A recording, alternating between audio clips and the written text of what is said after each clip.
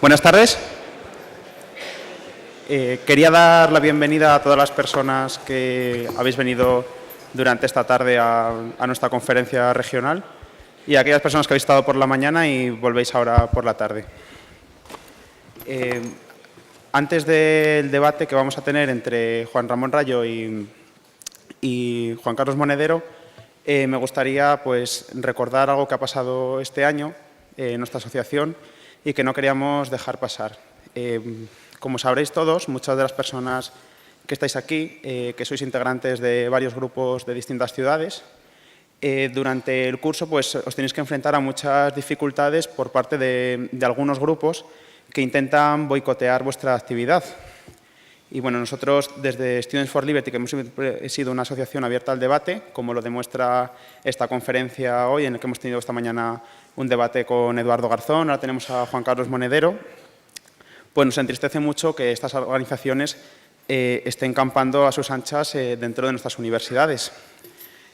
Sobre todo, un acto que tuvo mucha cola en prensa fue con los compañeros de aquí de Madrid, cuando hicieron una charla con una profesora de filosofía, que fueron intimidados por unos grupos que no les gusta la libertad de expresión para intentar que cortaran ese acto. Entonces, lo primero que me gustaría sería transmitir mucho ánimo a esas personas que estuvieron en la sala y a todos los demás que no han sido noticias tan sonadas, porque sabemos que es una labor difícil la que muchas veces estáis haciendo.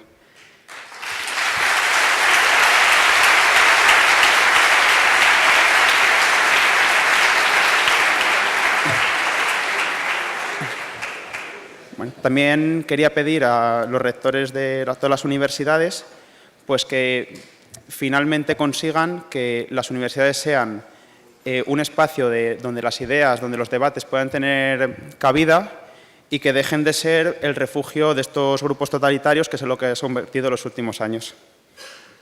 Y bueno, finalmente quería presentar a Juan Ramón Rayo, que alguno de vosotros lo conoceréis, supongo, que nos va a hablar un poquito sobre el Instituto Juan de Mariana y cuál es su labor. Que paséis muy buena tarde.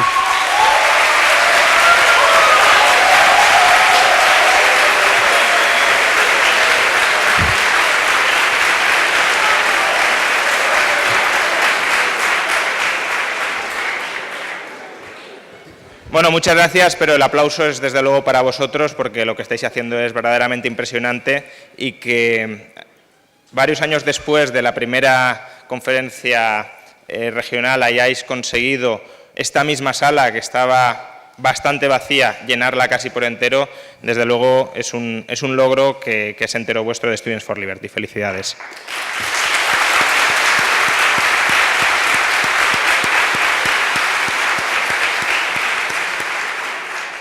Y bueno, no quiero robar mucho tiempo antes del debate, porque creo que es lo que nos apetece a todos más, pero sí querría hablar un poquito sobre el Instituto Juan de Mariana, que como sabéis soy su director y bueno, intenta ayudar siempre en todo lo que puede, en todo lo que sus medios, que desde luego no son desbordantes, pese a que nos financien todas las petroleras y todos los bancos habidos y por haber en las distintas partes del mundo, con nuestras posibilidades intentamos ayudaros todo lo que es posible. ¿Qué hace el Instituto Juan de Mariana? Pues el Instituto Juan de Mariana fundamentalmente se dedica a crear ideas y divulgar ideas. Crear ideas sobre por qué las sociedades libres son el marco institucional más adecuado para que las personas, primero, se autorrealicen y, segundo, progresen, manteniendo siempre un exquisito respeto hacia las demás personas. Es el marco ideal para la coexistencia pacífica. Y desde el Instituto Juan de Mariana tenemos esto muy claro y tratamos de refutar todas las justificaciones posibles para el intervencionismo estatal, para el estatismo, para la injerencia del Estado en la vida de las personas. Intentamos demostrar, creando esas ideas, por qué otra sociedad sí es posible, pero una sociedad donde no hay que aumentar el peso del Estado, sino donde hay que reducirlo de manera muy drástica para que la sociedad civil pueda coger verdaderamente peso a costa de la burocracia estatal. Esa es la primera parte de creación de ideas, tanto en el ámbito de la filosofía como, quizá por el origen académico que tenemos muchos en el lado también de la economía. Pero luego, desde luego, intentamos divulgar esas ideas. No queremos que las ideas queden encerradas en el ámbito más puramente académico, sino que permeen finalmente a la sociedad, porque solo cambiando y solo librando la batalla de las ideas y ganando esa batalla de las ideas estamos convencidos de que se puede avanzar hacia una sociedad libre. ¿Y qué hacemos para divulgarla o divulgar esas ideas? Pues básicamente estar en tantos medios como nos es posible, como nos dejan, y segundo, ya lo sabéis, organizar cada semana una conferencia en la sede del instituto a las que estáis absolutamente todos invitados. Hombre, todos, igual los que habéis estado sabéis que colapsaríais el espacio, pero bueno, si os vais turnando, estáis todos invitados para ir allí, para debatir, para plantear enfoques radicalmente opuestos acerca de qué es el liberalismo. El Juan de Mariana acoge todos esos enfoques.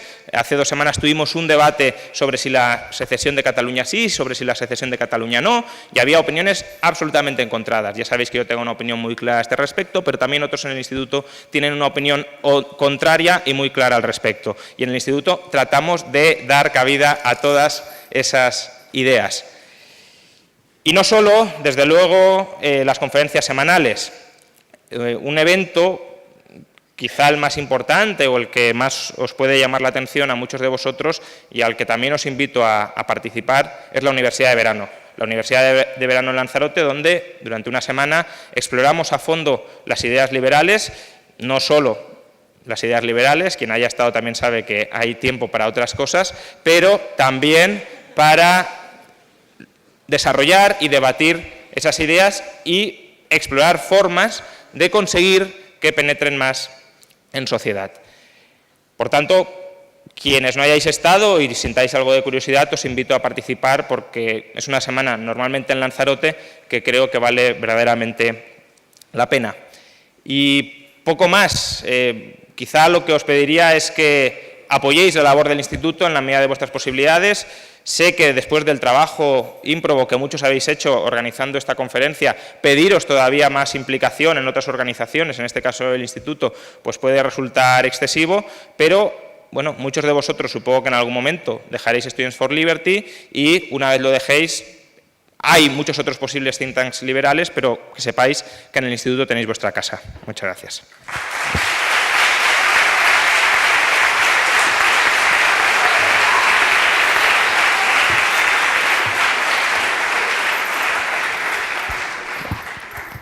Bueno, buenas tardes. Bueno, después de que hable Juan es muy difícil estar a la altura, pero bueno, se intentará. Antes de dar comienzo a esta conferencia, que es una de las más esperadas de la jornada, me gustaría citar a Frédéric Bastiat cuando dice que si los bienes no cruzan las fronteras, lo harán los soldados. Bueno, esta frase, además de su libro Libre Mercado, también la podéis encontrar en las camisetas que tenemos fuera de Students for Liberty. Y bueno, además, en primer lugar me gustaría agradecer al señor Monedero, que llegó ayer de Latinoamérica, donde bueno, todos sabemos que en esa tierra es bastante querido y bastante bien tratado.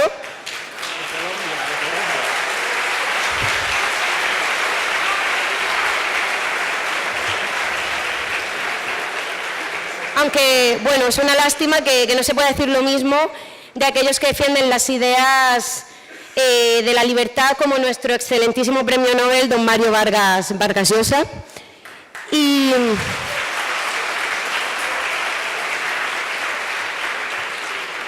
aún así le agradecemos que esté aquí y confiamos en que el jet lag no afectará en su capacidad en el debate. Bueno, el tema en cuestión es la globalización y en los últimos años se ha generado todo tipo de debate.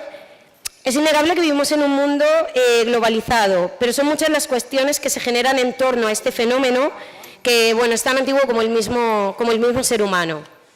Entonces, estamos ante un concepto que es generalmente poco y mal entendido y, por tanto, está constantemente tergiversado. Es por ello que vamos a confrontar dos puntos de vista totalmente opuestos. Por lo que, bueno, paso a presentarle a nuestros ponentes y como cortesía por jugar fuera de casa y meterse en la boca del lobo, empezamos presentando al señor Juan Carlos Monedero, que es licenciado en Ciencias Políticas y Sociología por la Complutense de aquí de Madrid, donde actualmente imparte clase, y también ha ejercido la docencia en diversas universidades latinoamericanas y ha sido observador internacional en elecciones en también países latinoamericanos. Además, fue, como todos sabemos, fundador de Podemos. Y bueno, como jugador local contamos con Juan Ramón Rayo, que es doctor en Economía por la Universidad Rey Juan Carlos y licenciado en Derecho por la Universidad de Valencia. Además, actualmente es profesor en el Centro de Estudios OMMA y en otras tantas universidades. También es director del Instituto Juan de Mariana, que sí, no Juan Ramón de Mariana, ya lo aprendí del año anterior, tranquilos. Y analista económico en diversos medios. Aunque también debemos destacar su incansable labor con Students for Liberty, porque siempre que le llamamos está dispuesto y se recorre media España de tour con nosotros cada curso académico. Entonces, un aplauso para Juan por eso.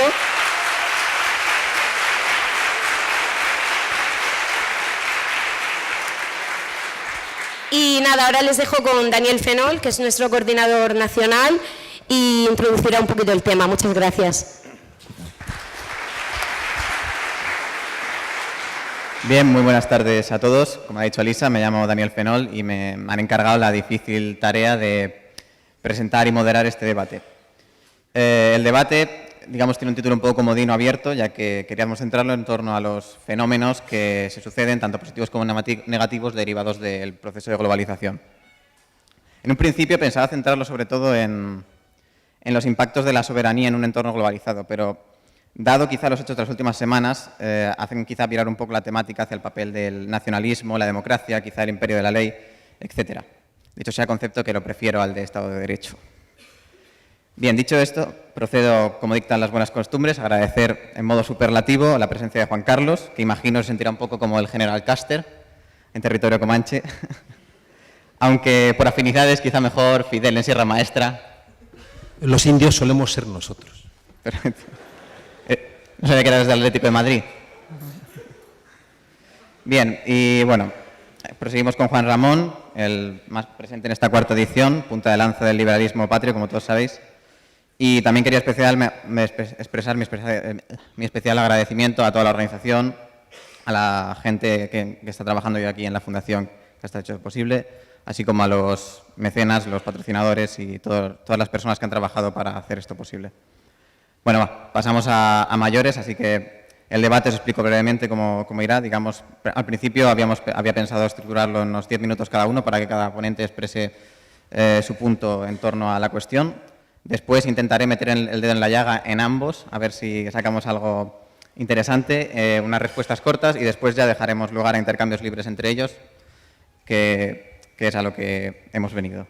Finalmente, haremos un turno de preguntas si hay tiempo, 4 o 5 preguntas máximo, y por favor ruego que sean preguntas, no opiniones, porque todo el mundo quiere preguntar y hay un tiempo muy limitado. Sin más, estoy a vuestra disposición para lo que queráis, así que vamos a dar comienzo con Juan Carlos, por favor. Bienvenido. Gracias.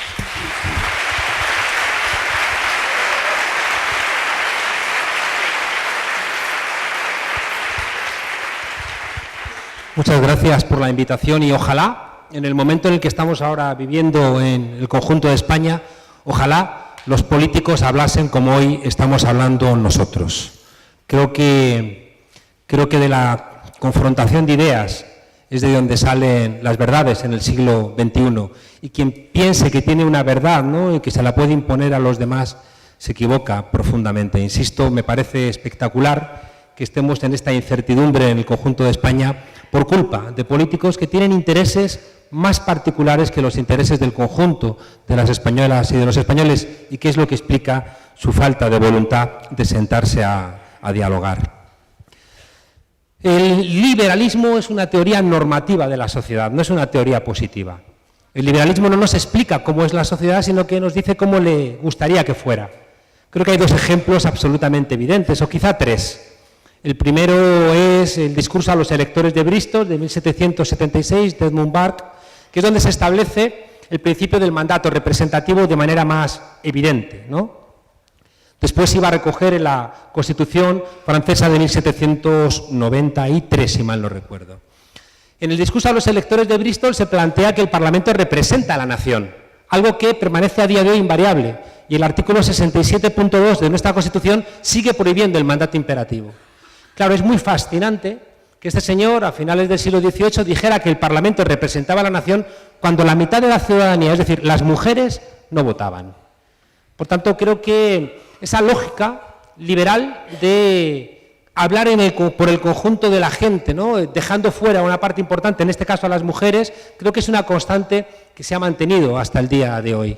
Creo que otro ejemplo muy relevante es en 1804, cuando después de la revolución burguesa por excelencia, que es la Revolución Francesa, los negros de Haití se levantan cantando la Marsellesa y reivindicando libertad, igualdad y fraternidad. Y allá que van las tropas francesas a masacrarles, diciéndoles que no, que lo de la libertad, la igualdad y la fraternidad no es para los negros. En tercer lugar, creo que también hay un elemento muy relevante cuando uno mira cuáles son los discursos de los liberales por excelencia y cuál es la práctica de los liberales por excelencia. Al tiempo que Locke está planteándole al rey que les está considerando como esclavos, Locke tenía plantaciones de esclavos. Al mismo tiempo que se reivindican figuras como la de Cánovas del Castillo como un liberal, nos encontramos con que Cánovas del Castillo estaba en contra de algo tan evidente como es el sufragio universal. Por tanto, nos encontramos con que las dificultades con el liberalismo no son tanto con su discurso como con su práctica. Y creo que eso ha llevado al pensamiento emancipador, al pensamiento de izquierda, a cometer muchos errores. Como, por ejemplo, entender que la división de poderes era algo que pertenecía a una lógica burguesa cuando creo que es un logro civilizacional. Creo que en ese sentido el discurso de la libertad, de la igualdad y de la fraternidad forman parte de un mismo tronco. Y si es verdad que la llamada izquierda, ¿no?, que es un concepto que me parece cada vez más gastado, ¿no?, igual que el de derecha, porque uno no sabe muy bien ya, ¿no? No porque Albert Rivera sea unos días socialdemócrata y otros días sea de centro derecha, ¿no?, que también ayuda a la confusión, sino que es realmente difícil, ¿no?, saber qué se engloba dentro de estas categorías. Pero decía que, si bien es verdad que lo que hemos reconocido tradicionalmente como izquierda se reivindica, ¿no?, del tronco más bien de la fraternidad, que fijaos las dificultades del lenguaje porque ahora se habla de sororidad, es decir, de la fraternidad entre mujeres, porque el propio lenguaje siempre ha dejado a las mujeres relegadas.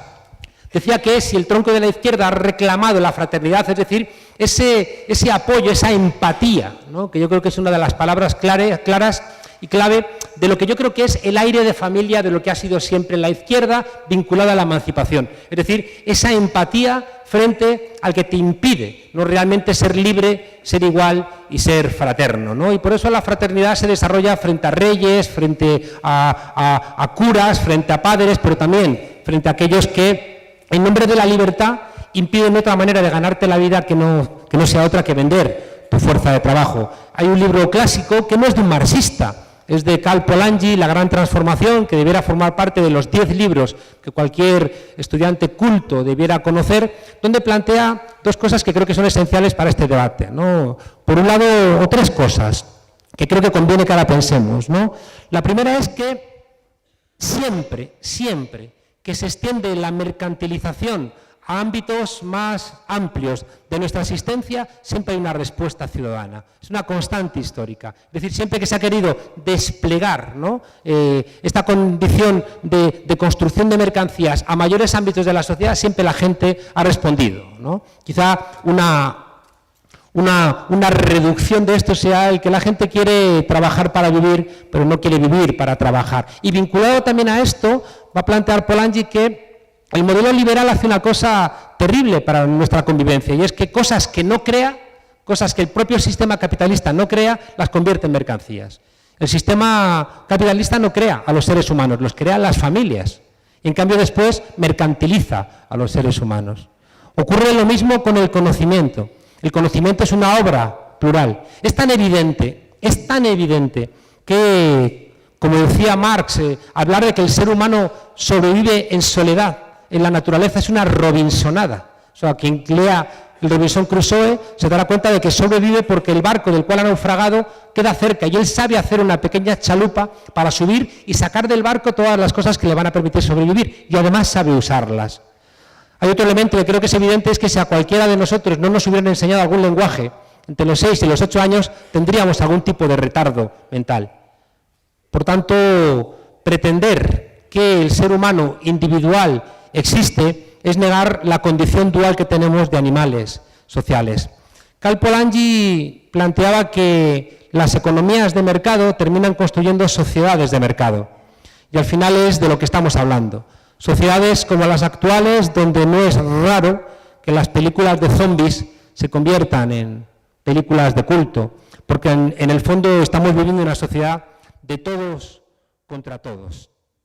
Termino planteándoos, para que podamos debatir, que creo que hay 5 elementos que alguien me tendrá que explicar cuál es su humanidad, y que creo que son los que están sosteniendo el modelo actual en nombre del liberalismo, o como diría Walter Lippmann desde los años 30, el neoliberalismo. El primero es la mercantilización de prácticamente todos los ámbitos de nuestra existencia. Es difícil mirar a algún lado donde no se haya convertido todo en una mercancía. Por supuesto, estar aquí, estudiar, vestirnos, movernos, beber, pero también el deporte. Ahí están todos los casos de dopaje, ¿no?, muy vinculados a esa mercantilización del deporte, el sexo, qué decirlo, incluso la amistad. Esta mercantilización nos convierte a todos los que estamos aquí, a todos, en sujetos individuales, en lucha todos contra todos, intentando ser rentables en alguno de esos mercados. Es decir, en una lucha de todos contra todos. No es extraño que incluso en las sociedades ricas hasta un 30% de la ciudadanía llegue al final del día con ansiolíticos o antidepresivos, con drogas o con alcohol. Porque estar luchando todos contra todos va en contra, como decía antes, de esa naturaleza que nos ha hecho sociales. El segundo elemento terrible es la precarización laboral. Nos convierte en personas que renunciamos a elementos de dignidad solamente por el miedo que produce también no poder tener un empleo. Sobre todo en sociedades donde, como decía antes, Karl Polanyi demostró que el modelo capitalista no se impone a través de ningún tipo de libertad. Se impone por la fuerza, desde el cercado de bienes comunales a la proletarización forzosa, a las leyes de vagos y maleantes, o todo un entramado que obligaba, quería decir, ¿no?, de la esclavitud, como el elemento de obligación a trabajar a aquellos que no querían trabajar, y que está en la base del desarrollo de las sociedades que reclaman el liberalismo, entre ellas buena parte de las mejores a día de hoy universidades del mundo, que llegaron a ser lo que son gracias a tener plantaciones de esclavos. El tercer elemento, que para mí es esencial, junto con la precarización laboral y la mercantilización de todos los ámbitos de nuestra existencia, es que vivimos en burbujas culturales.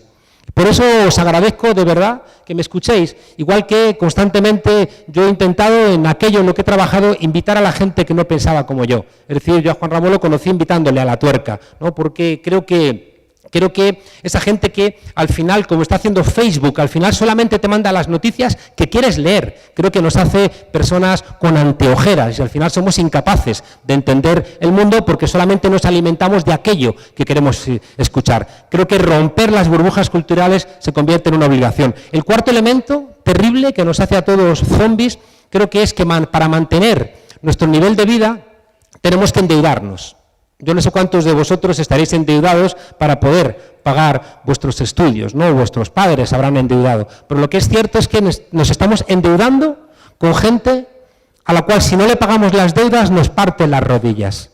El mundo griego antiguo conocía la condonación de la esclavitud por deudas. En cambio, hoy en día no. En el siglo XXI vuelve a haber esclavitud por deudas. Eso sí, sancionado por algún que otro premio Nobel de Economía. Lo último, que creo que forma parte de esa mentira de un discurso liberal y una práctica que creo que nos conduce a una suerte de lo que llama Boaventura de Sousa Santos fascismo social. ¿Por qué fascismo? No hace falta, ¿no?, correajes, no hace falta el paso de la oca, ¿no?, por Unter den Linden, sino que se genera una exclusión donde a día de hoy 2/3 de la humanidad, 2/3 no hacen falta ni como productores ni como consumidores. Y esto último os decía que se verifica de manera absolutamente evidente en la depredación medioambiental, es decir, en que hay medio planeta Tierra, que lo hemos agotado, que ya no sirve ni siquiera para la vida, y lo que llama David Harvey el capitalismo por desposesión, es decir, que en vez de buscar algún otro modo pacífico, invadimos países para robarles sus riquezas o, como decía antes, les esclavizamos por deudas, como hemos visto que ha ocurrido. Basta pensar, por ejemplo, en el caso griego.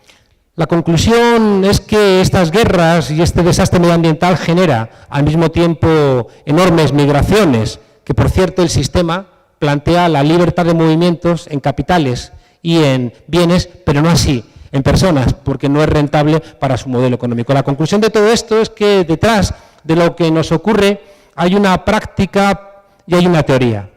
Insisto que la discusión no es con la teoría, incluso creo que los elementos de pluralismo, de defensa de la individualidad, los elementos de defensa de la meritocracia, creo que son elementos de los cuales hay que aprender. Y, de hecho, cuando nosotros montamos una fuerza política, decimos que no hay que ser rehenes de viejos postulados de un mundo que construyó la izquierda y que hoy ya no es el mismo. Y, por tanto, ya digo, creo que recuperar algunas cosas y aplicarlas como una ver de la emancipación, no de ningún tipo de corriente, igual que creo que el liberalismo debiera entender que buena parte de las cosas que hoy más respetamos de nuestras sociedades no lo construyó el liberalismo, sino que lo construyó el socialismo. Estoy pensando en el derecho al voto, la igualdad de las mujeres, las pensiones, la educación pública, la sanidad pública, el propio pacifismo. Son construcciones que pertenecen, ya digo, a exigencias del ámbito de lo que hemos llamado el socialismo.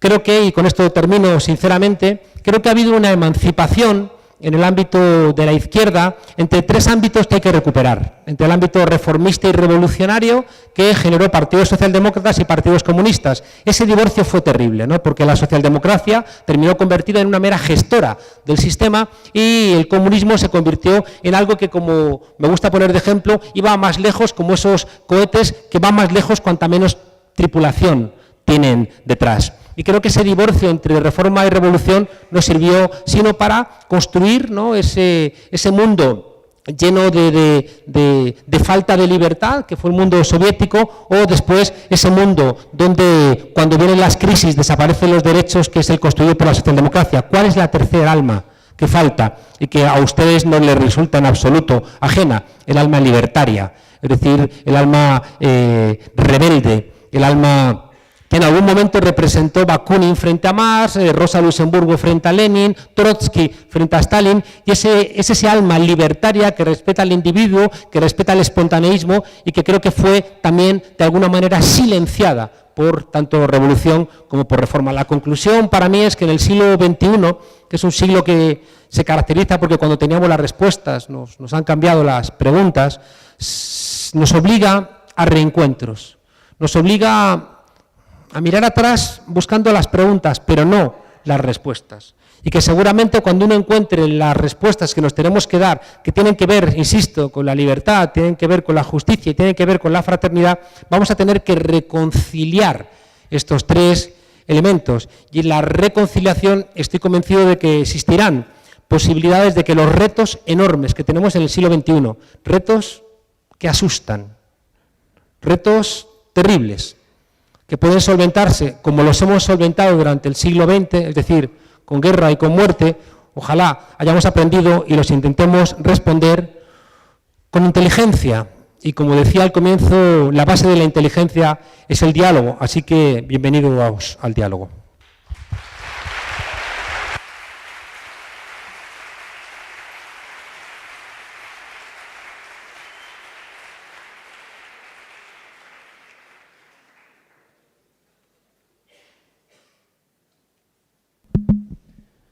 Bueno, Juan Carlos, has sacado muchos temas y creo que es pertinente ir tocándolos uno a uno. El liberalismo efectivamente es una teoría normativa, una teoría sobre cómo debe ser la sociedad, pero es una teoría sobre cómo debe ser la sociedad también basada en cómo es la sociedad. Mejor.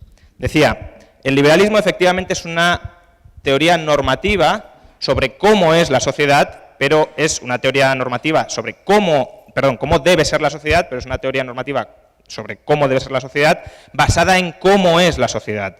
Precisamente porque sabemos que la sociedad es un contexto donde cabe la cooperación y donde cabe también la explotación, los liberales defendemos un marco de derechos individuales para que cada uno pueda perseguir su propio proyecto de vida, conviviendo o, en el peor de los casos, coexistiendo simplemente con los demás. Y es verdad que al final podemos tener el lema libertad, igualdad y fraternidad, pero ese lema lo puede compartir casi cualquiera. La cuestión es cómo determinamos, cómo especificamos esos términos. Y creo que hay una forma bastante fácil de especificarlos dentro del liberalismo y que muestra cuál es la verdadera teoría normativa sobre el liberalismo. Libertad individual, igualdad jurídica y fraternidad voluntaria. Esos son los tres principios basados en este lema que puede suscribir, creo, cualquier liberal. ¿Que luego es verdad que los liberales pueden ser incoherentes? Totalmente. Los liberales somos seres humanos y, por tanto, totalmente corruptibles como cualquier otro ser humano, sean de izquierdas o de derechas. Y si un liberal se corrompe, si un liberal es incoherente sobre cómo debe ser la sociedad, evidentemente habrá que criticarle, y quizá quienes primero deberemos criticarle seremos los propios liberales.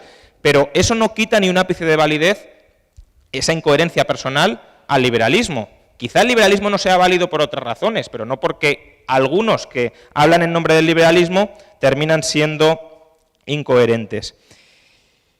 Luego, el liberalismo es mucho más que capitalismo, pero también es capitalismo.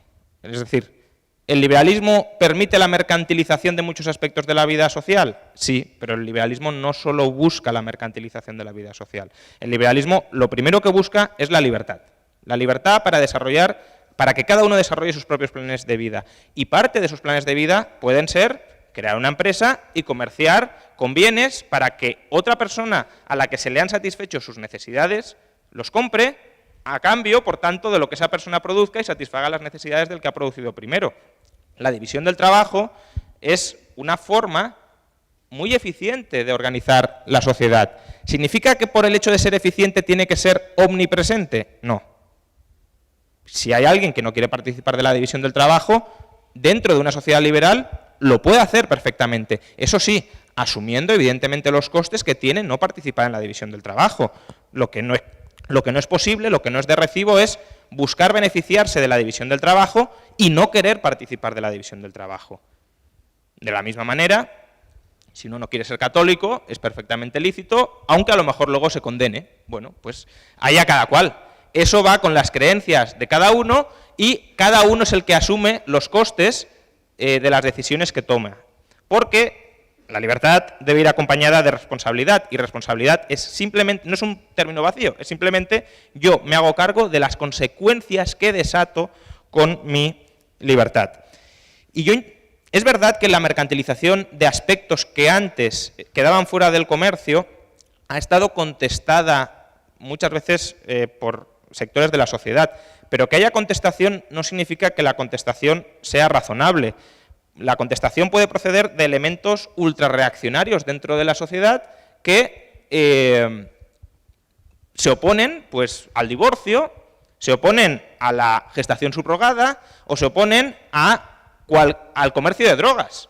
Es decir, el hecho de que las drogas entren en el comercio ¿va a generar protestas? Por supuesto. ¿Significa que las protestas por el hecho de existir sean razonables? No, quizá lo son si tienen argumentos que las respalden, si tienen buenos argumentos que las respalden.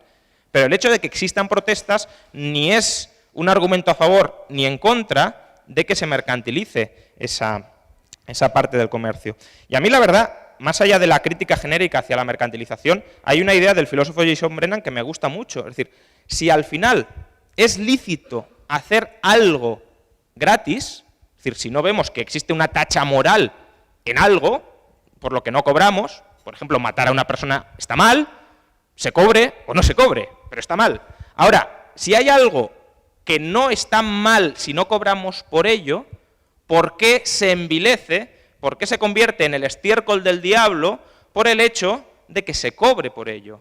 Si lo puedes hacer gratis, lo puedes hacer también cobrando. Otra cuestión es la opinión que tengamos los demás sobre que alguien cobre o deje de cobrar por ese algo, pero respetando su libertad de comerciar con ese algo, ya sea su propio cuerpo o ya sean unas sustancias que cultiva en su jardín, debemos, desde premisas liberales, respetarlo. Y el liberalismo tampoco se basa en el solipsismo social. El liberalismo se basa, es verdad, en el individualismo jurídico y político. ¿Por qué? Porque el liberalismo lo que dice es que los derechos son individuales, los derechos son de las personas. La mayor de las minorías que debe ser respetada es el individuo, el agente que toma decisiones y el agente que tiene proyectos de vida. Y ningún grupo, sostiene el liberalismo, y me parece que con bastante razón, puede conculcar esos derechos de las personas. Así es como empieza, de hecho, Anarquía, Estado y Utopía de Nozick. Es decir, lo primero que dice Nozick en su libro es: las personas tienen derechos y nadie, digamos, está legitimado a conculcar esos derechos. Ahora bien, que los derechos sean individuales no significa que los liberales aboguemos por algo así como el atomismo social. Creo que, por ejemplo, esta conferencia es una muestra bastante evidente de que los liberales también nos encantan los grupos y nos encanta estar dentro de grupos. Lo que defendemos los liberales es la asociación voluntaria, no la asociación coactiva o la asociación obligada o las obligaciones naturales de tener que pertenecer a un grupo aun cuando no hemos decidido formar parte de ese grupo. Y no solo pertenecer a ese grupo, porque podríamos decir, nadie escoge la familia, es verdad. El punto es, ¿por condiciones naturales tengo obligaciones que son ejecutables coactivamente? Y creo que la respuesta es no. Las obligaciones se tienen las libremente asumidas, no aquellas que se deriven por una condición que no hemos elegido e incluso por una condición que podemos rechazar elegir. Una condición a la que nos oponemos, pero que se nos impone por el grupo precisamente para que tengamos esas obligaciones. Por tanto, derechos individuales, libre asociación, pero no desde luego Robinson Crusoe. No creo que nadie aquí, bueno, quizá alguno, pero creo que nadie aquí se quiere ir a una isla desierta y separarse radicalmente de la sociedad. Queremos vivir en sociedad, pero no en cualquier sociedad, sino en sociedades formadas por libre acuerdo de las personas. Los 5 factores que has mencionado, bueno, la mercantilización ya lo he comentado. No tengo nada moralmente en contra de mercantilizar aquellos ámbitos que moralmente no sean reprobables por el hecho de ser gratuitos. En cuanto a la precarización, creo que en gran medida es una consecuencia de una legislación, en el caso de España clarísimamente, de una legislación laboral absolutamente antiempleo, de una legislación laboral que busca proteger la permanencia indefinida en el empleo de unas personas a costa de un grupo de trabajadores, a costa de condenar a contratos basurientos y a la ultraprecariedad al otro grupo de trabajadores, muchos de los cuales, por cuestión de edad, imagino que estarán también hoy en esta sala y sabrán perfectamente de qué estamos hablando. Y es un problema que no viene ni de la reforma laboral, ni viene de ninguna liberalización que se haya llevado a cabo recientemente. España lleva 30 años con una tasa de paro del 18%, es decir, lleva 30 años consolidando un ejército industrial de reserva enorme como consecuencia de una legislación laboral que impide a una parte muy importante de la sociedad trabajar. Y el único recoveco que se ha encontrado, terrible recoveco que se ha encontrado para, sin desmontar esa legislación intervencionista en materia laboral y dar algo de empleo a algunas personas, ha sido precarizar el empleo. Pero el problema es el marco general de relaciones laborales que tenemos. Un marco controlado desde la A a la Z por el Estado y por aquellos agentes sociales a los que el Estado da privilegios. Ni por los trabajadores individualmente considerados o libremente asociados en sindicatos no privilegiados, ni por supuesto por cada empresario individualmente considerado o por asociaciones empresariales tampoco beneficiadas por privilegios. En cuanto a las burbujas culturales, es verdad que es un gran problema, es el problema de la posverdad, pero es un problema que tampoco depende especialmente del liberalismo. Es decir, el Estado más antiliberal imaginable, se sostendría fundamentalmente adoctrinando a la población. Adquiriría su legitimidad adoctrinando a la población, cargándose la libertad de pensamiento y la libertad de expresión. Por tanto, es verdad que es un problema de las sociedades libres que nos encerremos en grupos entre los cuales no dialoguemos, y por eso creo Students for Liberty y también tú mismo desde La Tuerca hacéis esfuerzos para evitar esto, pero también tengamos presente que si es Si las burbujas culturales, que puede ser una tendencia humana bastante comprensible que hay que tratar de contrarrestar, si las burbujas culturales son un problema porque se convierten en ariete para ideologías políticas que desde el Estado pretenden conculcar nuestra libertad.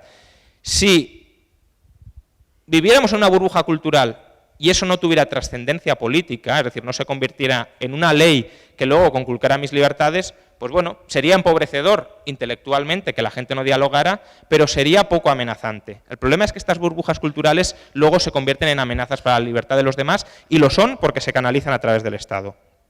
En cuanto al endeudamiento, yo no tengo nada en contra del endeudamiento, es una forma de transferir renta futura para gastar en el presente, renta que todavía no he generado y por tanto de la que no puedo disponer, es una forma de disponer de ella, pero desde luego sí tengo mucho en contra de un sistema financiero que desde luego no hemos creado los liberales, sino que se nos ha impuesto durante décadas a los liberales, cargándose el patrón oro y cargándose la libertad financiera de los bancos, cartelizándolos y aliándolos con el poder estatal, entre otras cosas para financiar mucho más barato la deuda de los estados, que esa sí es deuda que pagamos todos sin haberla asumido voluntariamente, pues digo, de lo que sí tengo mucho en contra es de la laxitud, de la extrema laxitud crediticia, vestida muchas veces de políticas de estímulo monetario, con las que se intenta inducir al conjunto de la población al hiperendeudamiento y que, como digo, es el resultado de instituciones financieras que nada tienen que ver con el liberalismo, todo lo contrario, tienen que ver con el ataque al liberalismo que se ha perpetrado desde el mercantilismo y desde su hijo, el keynesianismo moderno, como formas de abandonar el laissez-faire. El propio Keynes escribió un libro, The End of Laissez-faire, para constituir un Estado corporativo que maneje de manera, y aquí sí, bastante fascista, la economía. Y eso, desde luego, no tiene nada que ver con el liberalismo, como tampoco lo tiene el fascismo social. Si algo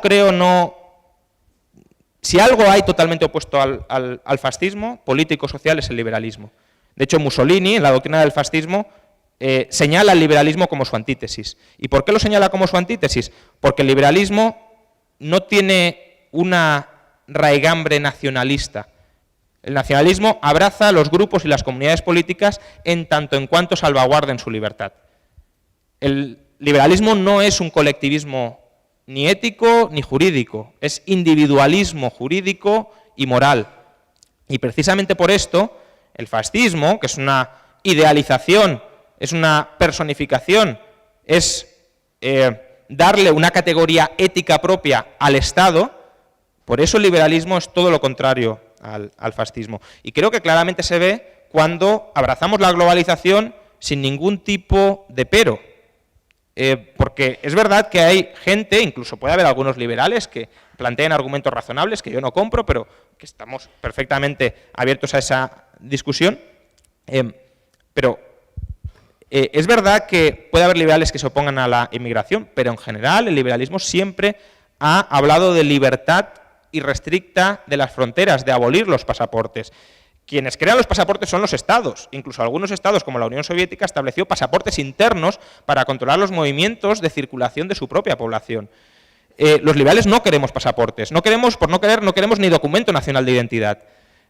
¿Por qué? Porque no queremos estar fichados por el Estado, no queremos ser unos presuntos delincuentes del Estado cuyos movimientos nos tenga que controlar. El liberalismo incluso se lo considera, algunos lo llegan a tildar de apátrida, de romper las lealtades con el Estado-nación. ¿Por qué? Porque el liberalismo es cosmopolita.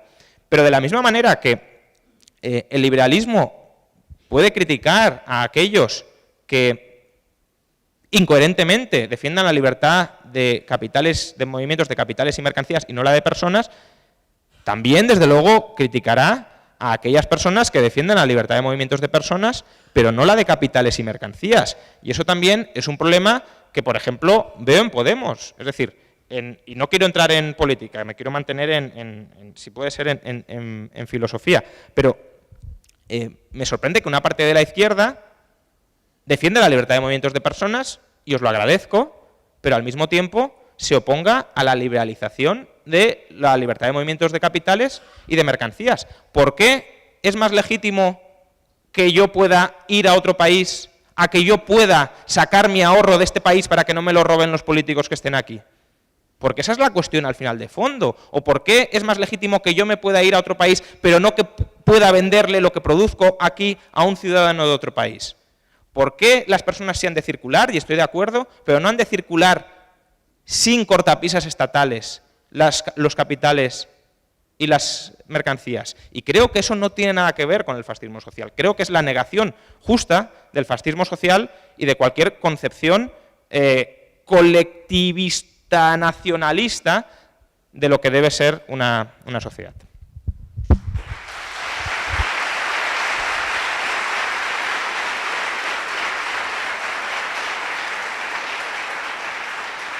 Muy bien, pues ahora voy a hacer un par de pequeñas puntualizaciones tanto a Juan Ramón como a Juan Carlos y luego le daré la palabra a Juan Carlos. Dime. Sí, ahora, un segundo. Después vamos a poder debatir todas las exposiciones. Simplemente quería, Juan Ramón, primero puntualizar el tema del concepto de cosmopolitismo, ¿no? Que suena bastante romántico, bastante bonito, pero digamos que yo le veo un conflicto directo al cosmopolitismo liberal, en tanto en cuanto que, a mi juicio, entra en batalla o entra en duda el concepto de soberanía como tal. O sea, ¿qué tipo de concepto de la soberanía se tiene en un mundo completamente globalizado en el cual no hay unos límites territoriales fijos, no hay unas demarcaciones de hasta dónde llega el poder de un soberano o quién es el soberano? Eso para después. Y ahora voy a pasar a Juan Carlos. Simplemente apuntar de tu exposición que primero has empezado a mi juicio, has empezado a exponer el tema de una especie de dicotomía entre el liberalismo antiguo y el socialismo moderno, digamos, de la empatía de la izquierda, un poco. Y luego has hablado de que la ausencia de esto es lo que vivimos hoy en día, de una especie de guerra jovesiana de todos contra todos. Y bueno, yo siempre que han triunfado a lo largo de la historia revoluciones de izquierdas, lo que se ha sucedido es no una empatía de la izquierda, sino precisamente una imposición de un soberano de izquierdas, digamos, de casi totalitario, digamos, o con mucho poder, en el cual básicamente ha sustituido una asamblea por un comité o por un organismo de burócratas. Y nada más, básicamente por el tema de la burocratización extrema de los sistemas socialistas o de izquierdas. Muchas gracias. Iba a contar antes una cosa y que siempre se me ha olvidado, y esto no me lo quites del tiempo. No, una historia que se cuenta de que estaba Brezhnev dando una charla después de comer, como aquí ahora en el Politburó, ¿no? A esos señores gerontócratas, esos señores tan viejos, ¿no? Y estaba hablando y viene el responsable del KGB y dice: camarada, perdone, pero entre los miembros del Politburó hay un tipo de la CIA. Imposible, de buena fuente. Bueno, siga, váyase. A los 10 minutos le llama al del KGB: venga, tercera nivel, segunda columna, el segundo a la derecha. Ese es el de la CIA. Van a por él, vuelve al rato el del KGB y dice: camarada, ha confesado. Es verdad, ¿cómo lo sabe? Los clásicos del marxismo. ¿Pero cómo los clásicos del marxismo? Lenin. ¿Pero cómo que Lenin? Sí, porque Lenin decía: el enemigo de la clase obrera nunca duerme. Todos los viejos estaban dormidos menos el de la CIA, que era el único que estaba despierto. Entonces, agradecer, después de la comida, que espero que haya sido frugal, están ustedes plenamente despiertos. Un problema, Juan Ramón. Yo esperaba que tú hubieras hecho una exposición, ¿no? No contestarme a mí. No creo que eso, porque si no, entonces el que contesta puede tener ventaja, pero no ha sido el caso, porque igual que Pablo el otro día convenció a Antonio Escotado, al que le saludo, de que votara a Podemos, yo creo que te he convencido y Rayo va a votar a Podemos en las siguientes elecciones.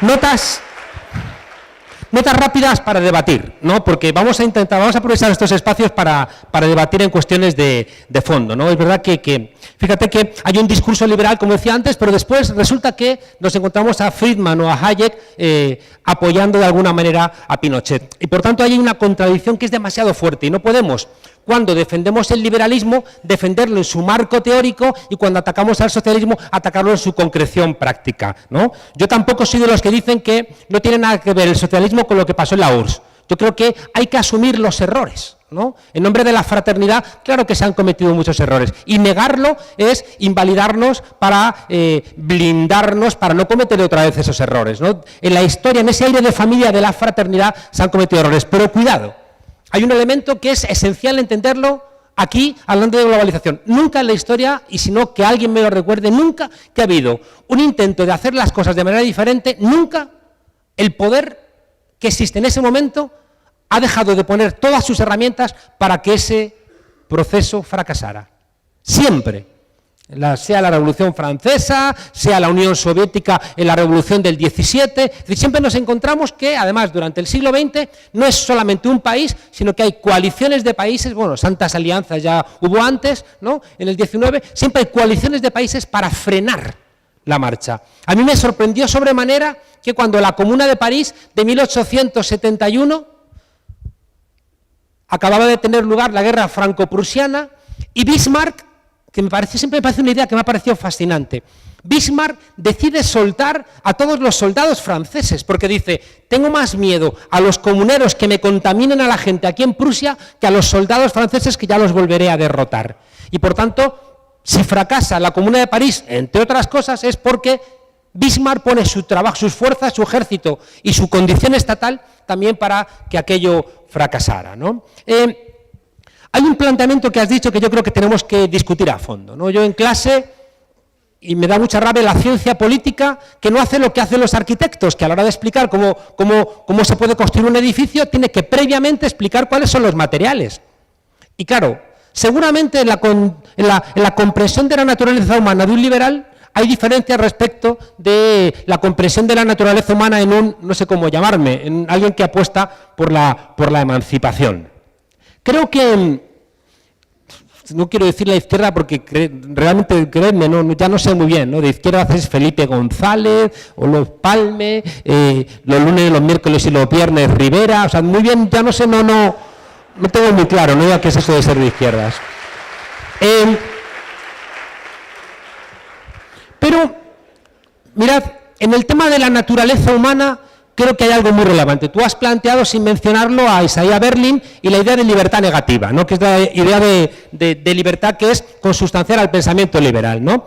¿Cuál es siempre la crítica que se hace a la concepción de libertad negativa de Isaiah Berlin? Ya. O sea, yo soy libre de querer dormir debajo de un puente siquiera, ya. Lo que pasa es que los ricos nunca viven debajo de un puente, ni nunca desahucian. Es decir, que el grueso de los desahuciados, el grueso de la gente sin techo, el grueso de la gente sin vivienda, pues pertenecen, ¿no? A un sector social y no a otro. Y ahí tenemos una discusión de fondo, ¿no? Y yo estoy convencido de que en las sociedades todos tenemos derechos y obligaciones. Y eso me lleva a hacer una cosa que me ha puesto a discutir con la izquierda tradicional. ¿Qué es una sociedad justa? La izquierda tradicional ha recurrido a Marx para decir que una sociedad justa es aquella en donde de cada uno según sus posibilidades y a cada uno según sus necesidades. A mí no me gusta esa sociedad. ¿Por qué? Porque hay un elemento negativo en una doble dirección. Por un lado, que nadie merece recibir las cosas. Y por tanto creo que eso no es bueno. No creo que de cada uno según sus necesidades, sin que medie ningún tipo de responsabilidad, a mí no me gusta.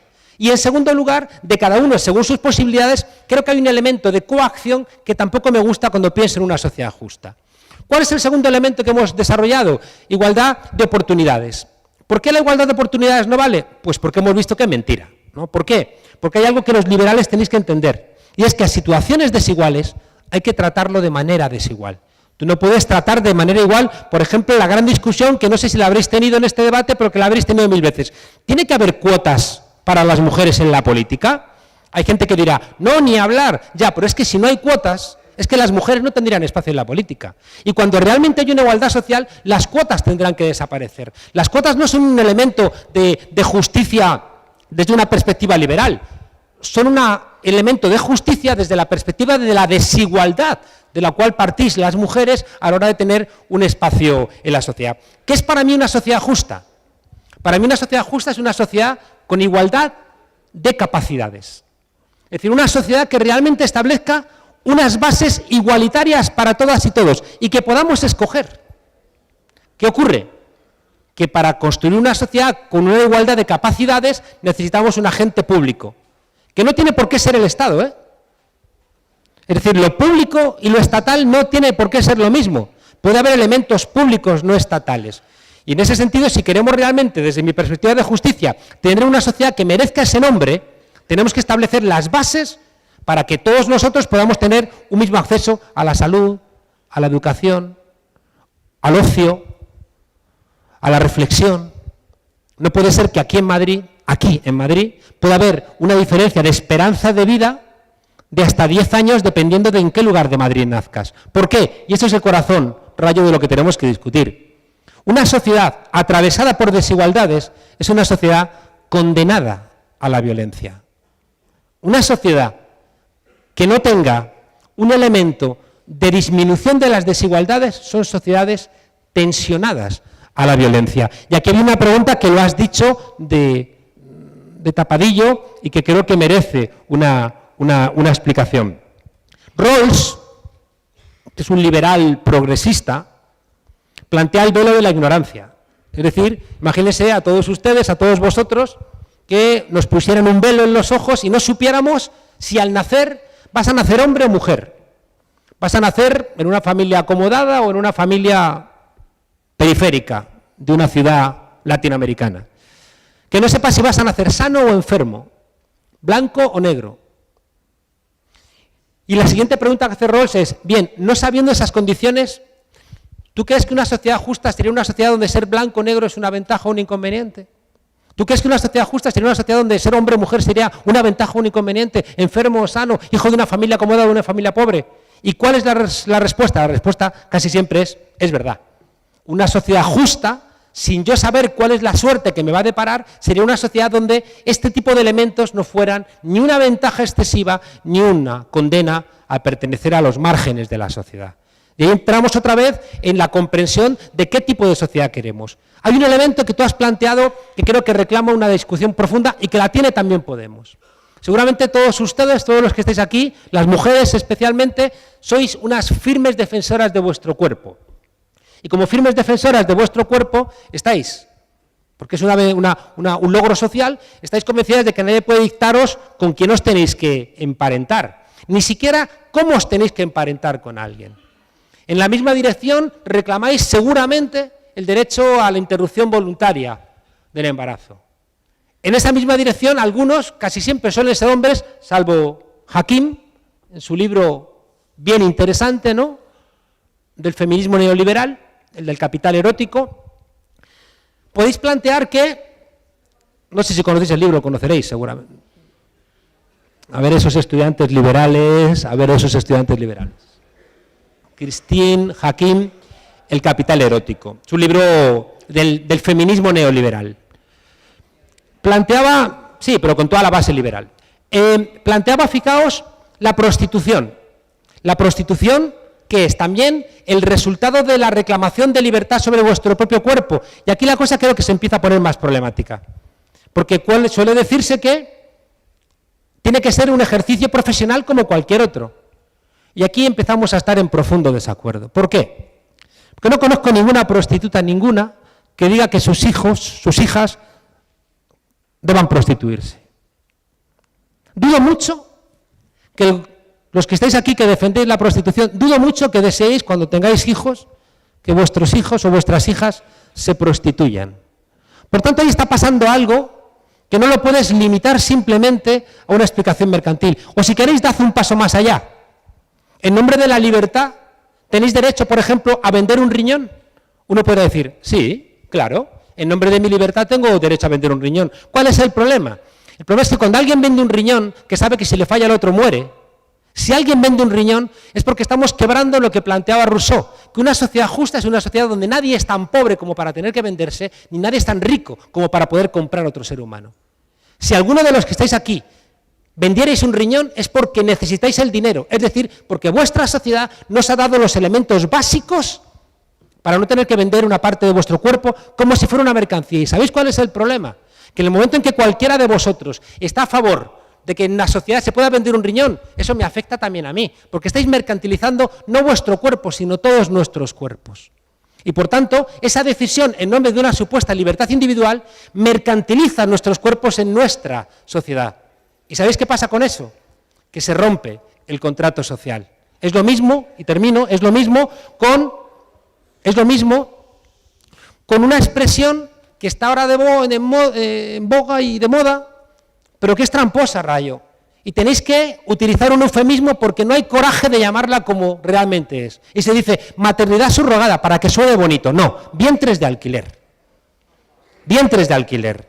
Y por tanto, claro, porque eso es, coges a una mujer, porque si fuera simplemente un familiar tuyo que va a tener un hijo y luego dártelo, no hace falta plantearlo como un contrato mercantil de ningún tipo. En cambio, ¿qué se está planteando? Se está planteando algo que es el corazón de lo que estamos discutiendo, y por eso lo quiero plantear con toda dureza, porque es de lo que tenemos que discutir, que es donde realmente estamos en desacuerdo. El modelo liberal, sobre todo el modelo neoliberal, tal cual lo conocemos, que es el realmente hegemónico, hace una cosa que tiene mucha fuerza. Y ahí os tengo que reconocer que estáis ofertando una cosa que ningún partido de la izquierda puede ofertar, que es una utopía. Tenéis una utopía vosotros. Tenéis una utopía. Tenéis una utopía. Y es que cualquier sueño que tenéis, todos los que estáis aquí, lo podéis garantizar, incluso convertirlo en un derecho, siempre y cuando se mercantilice. Que una pareja gay quiere ser padre, ese es tu sueño, pues tienes derecho. Y yo te lo garantizo siempre y cuando mercantilices el vientre de una mujer. Puede parecer más duro que maternidad subrogada, pero es que es de lo que se trata, que alguien va a llevar 9 meses en su cuerpo a un hijo que cuando nace lo va a entregar. Es que me recuerda el cuento de la criada, o sea, el libro de Margaret Atwood o la serie que estará emitiéndose. Y por tanto, ¿me estáis planteando eso? Yo os digo, una sociedad donde la gente se ve obligada a prostituirse, una sociedad donde la gente se ve obligada a trabajar pensando cuando regresa a casa que no tiene vida, una sociedad donde los ancianos no tienen futuro en virtud de que no hay ningún tipo de atención colectiva al problema, una sociedad donde alguien puede vender trozos de su cuerpo, es una sociedad en guerra. Y como yo no quiero una sociedad en guerra, busco cuál es el suministro público, que no tiene por qué ser estatal, el suministro público de este tipo de cuestiones. Muchas gracias.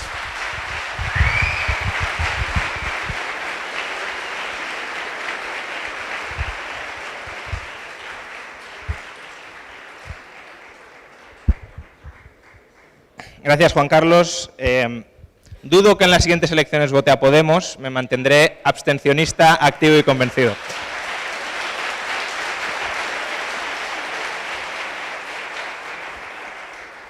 Dicho esto, yo creo que no estoy planteando un debate que sí me parecería tramposo entre liberalismo ideal y socialismo real. Como mucho, y puede ser un debate en términos equivocados, pero estoy planteando un debate entre liberalismo ideal y socialismo ideal. Y creo que en ese debate el liberalismo ideal gana de calle al socialismo ideal. Básicamente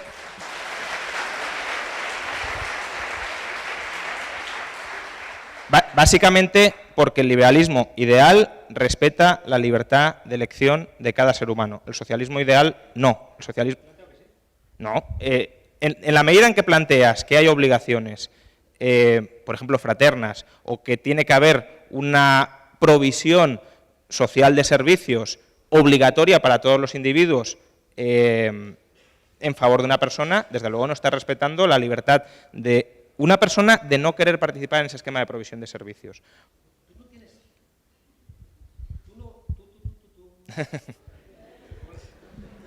Tú no puedes tener derecho a, porque te apetece, dejar el grifo abierto, toneladas métricas de agua que corran. No tienes derecho. ¿Por qué? Porque el agua es un bien escaso para toda la humanidad. Pues precisamente le pones Juan Carlos, le pones un precio y la persona que sea tan estúpida de dejar el grifo abierto permanentemente lo hará y asumirá un coste brutal.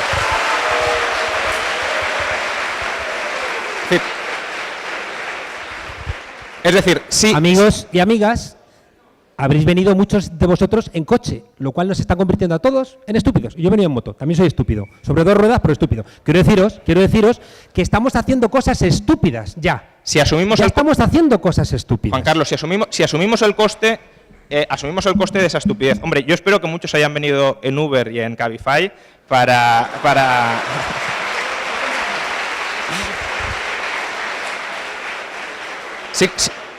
Sí contamina. Lo que estoy diciendo es, Contaminar supone un coste para el resto de las personas, deteriora el entorno en el que vive, estamos de acuerdo, pero justamente si tú internalizas ese coste, es decir, si tú asumes ese coste, si tú compensas el daño que estás generando y tú quieres pagarlo, no veo ninguna razón para prohibirlo. Lo que no hay que hacer, evidentemente, es subvencionarlo. Subvencionar la generación de daño, subvencionar la generación de costes, sí que no tiene ningún sentido. Y hoy, por ejemplo, estamos subvencionando el agua en tanto en cuanto, no solo a las familias, sino sobre todo a los agricultores, en tanto en cuanto estamos vendiendo el agua muchísimo más barata de lo que indica su escasez real. Y ahí se está dilapidando el agua, pero porque no se rige por un mercado libre, sino por un mercado intervenido como es el del Estado. Dicho esto, yo estoy planteando, insisto, debate liberalismo ideal versus socialismo ideal.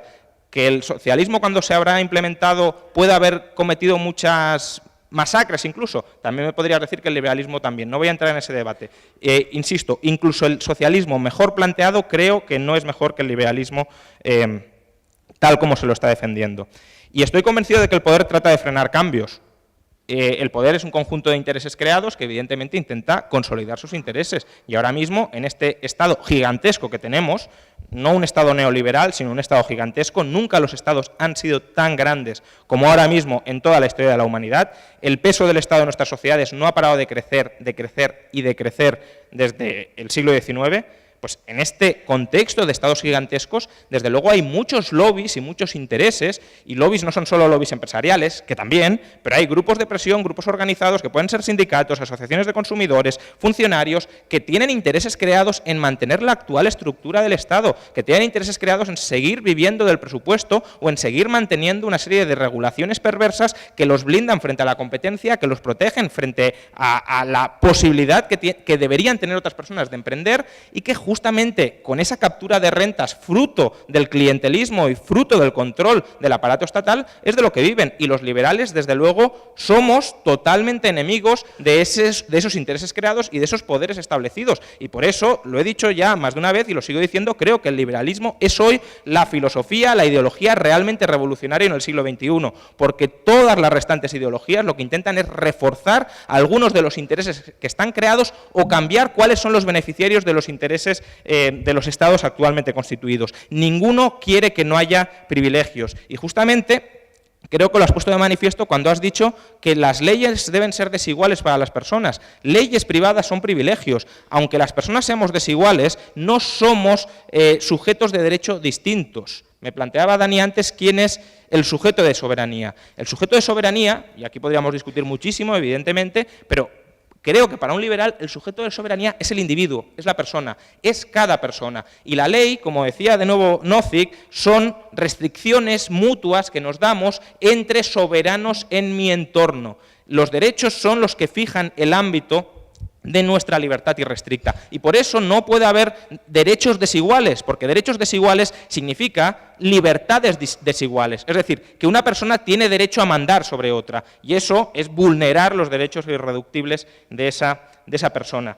Y desde luego, a mí también me gustaría que todos tuviéramos las mismas capacidades, pero yo no voy a considerar que el concepto de justicia es igualdad de capacidades, entre otras cosas porque ese es un concepto de justicia imposible. Es decir, no todos podemos tener las mismas capacidades, aunque solo sea por cuestiones genéticas. Yo nunca voy a jugar, aunque el Estado me proporcione todos los medios habidas y por haber, no voy a jugar nunca al fútbol tan bien como Cristiano Ronaldo o Messi. Y eso no es injusto, eso es. Y la justicia no se relaciona con las situaciones que vemos. La justicia evalúa las acciones y las consecuencias de las acciones de las personas. Lo que es justo o lo que es injusto depende de lo que hacemos o de lo que no hacemos, no de lo que es, no de lo que nos viene dado. Lo que nos viene dado por genética ni es justo ni es injusto, es algo que queda fuera del ámbito de la justicia.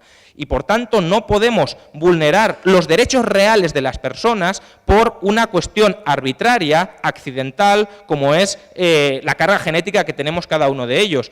Que tú no seas responsable de los genes que te han tocado no me hace a mí responsable de los genes que te han tocado. Y por tanto, yo no estoy subordinado o no quedo subordinado a tus preferencias, ni mis derechos se deben ver conculcados por el hecho de que tú hayas tenido, por decirlo así, buena o mala suerte en la lotería genética, o buena o mala suerte en el entorno social en el que hayas vivido. Lo cual no quita, cuidado, que si esos entornos sociales son consecuencia, son fuente de injusticias previas, es decir, de privilegios dados a ciertas personas, que desde luego los hay, y eso sí que hay que combatirlos. Si esos entornos sociales son consecuencia de privilegios dados, de privilegios existentes, evidentemente el liberalismo reputará eso injusto, pero no porque haya un determinado entorno social de riqueza, sino porque esa riqueza está extraída a costa de vulnerar los derechos de otras personas. Y ahí habrá necesidad de reparación, habrá necesidad de compensación, habrá necesidad de restituir el daño generado. Pero si nadie genera un daño, no hay que convertir eso en fuente de obligaciones, es decir, en fuente de servidumbre. La justicia, al final, es simplemente respetar la libertad de cada persona para poder desarrollar su proyecto de vida. Y ese es el ideal de justicia liberal, que además es compatible, y creo que esto es lo relevante, con el ideal de justicia de cualquier otra filosofía política. ¿Por qué? Porque desde el liberalismo tú puedes construir el socialismo. Desde el socialismo yo no puedo construir el liberalismo. El liberalismo permite comunas socialistas internamente, o debería permitirlas. El socialismo no permite crear grandes multinacionales dentro del socialismo, porque eso atenta contra la propia concepción de justicia del socialismo. En cambio, no atenta contra mi concepción de justicia, o la concepción de justicia del liberalismo, que un grupo de conservadores vivan como los Amish o que un grupo de socialistas monten una comuna donde haya una absoluta igualdad de renta, una absoluta igualdad de riqueza internamente. La cuestión es que no me adscriban a mí coactivamente a esa comuna, es decir, que yo no tenga que jugar con las reglas especiales que tú te das en función de tus criterios de justicia que yo no comparto. Por otro lado, si hablamos de realidad, si hablamos de la conveniencia, que yo creo que también hasta cierto punto es conveniente, de reducir las desigualdades, aunque me preocupa muchísimo más la pobreza, es decir, me preocupa muchísimo más que la gente no tenga renta, no tenga recursos para sobrevivir, más que si yo soy pobre y el otro es algo menos pobre que yo. La desigualdad en sí misma no es el gran drama de la humanidad, el gran drama de la humanidad es la pobreza. No creo que por el hecho de que alguien tenga dos piedras y uno tenga una piedra, el mundo sea más justo que si hay un Bill Gates y hay cualquiera de nosotros aquí con diferenciales de riqueza muchísimo mayores. Pero insisto, sí creo que es verdad que determinado nivel de desigualdades podría llegar a ser malo para la cohesión social, ¿de acuerdo? Pero ¿cómo reducimos esas desigualdades?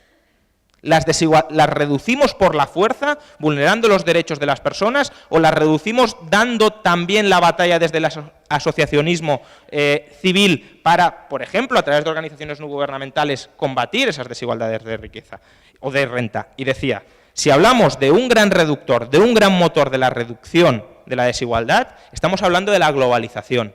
Si hablamos de algo que sabemos que ha funcionado como nada más para reducir por primera vez en la historia las desigualdades a escala planetaria, eso ha sido la globalización. Jamás en la historia, desde la revolución industrial, es decir, desde que empezamos a escapar de la pobreza, jamás ha habido una etapa de reducción de la desigualdad como los últimos 20 años. El índice Gini de desigualdad global ha caído 10 puntos. En España, muchos habéis hablado de emergencia social porque la desigualdad aumentó 2 puntos.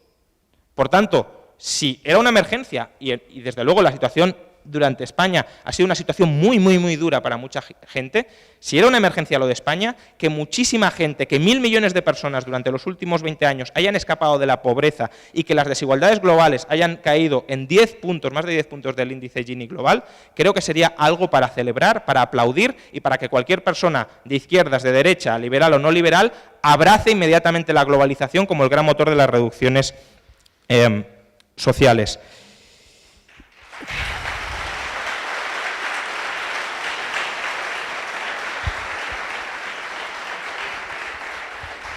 Y solo 2 comentarios más muy rápidos de filosofía política, porque has reivindicado o has apelado a Rawls y a la idea de contrato social.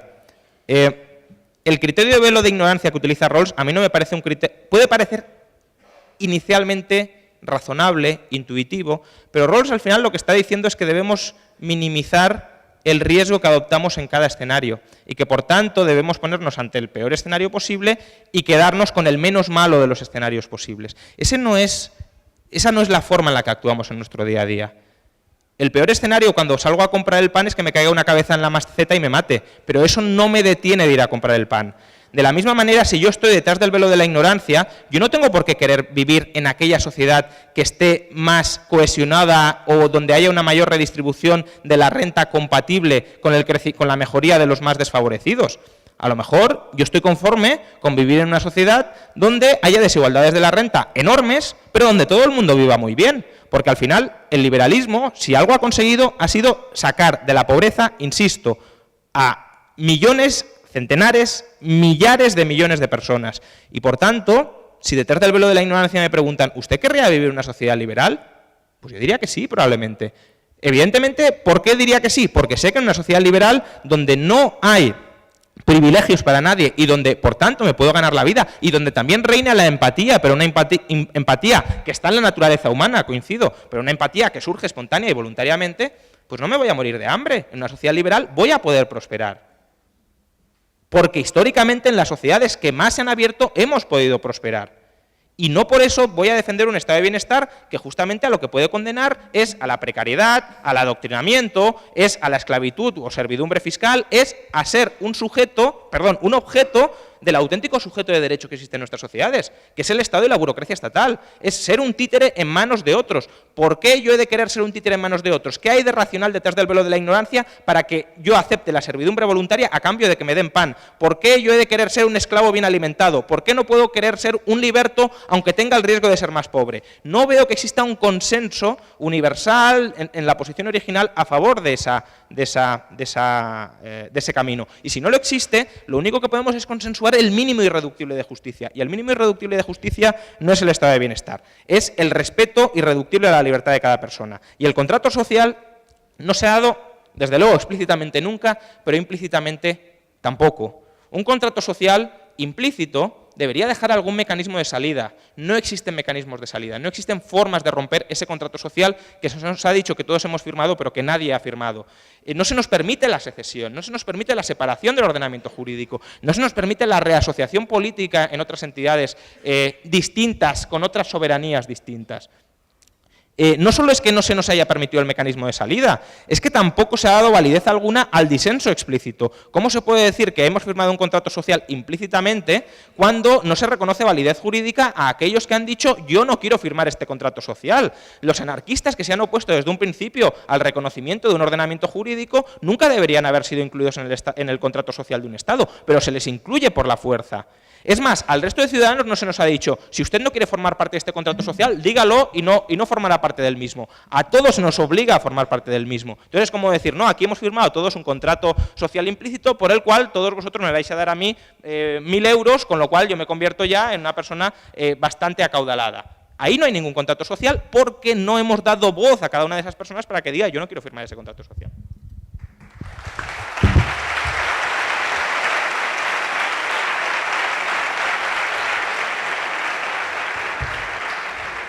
Fíjate que esto funciona, sí.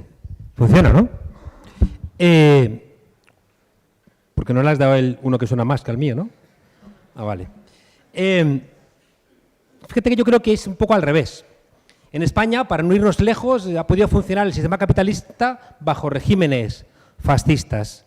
Todos los levantamientos que ha habido en nuestro ámbito europeo reclamando la posibilidad de una vida digna siempre han sido masacrados, invariablemente.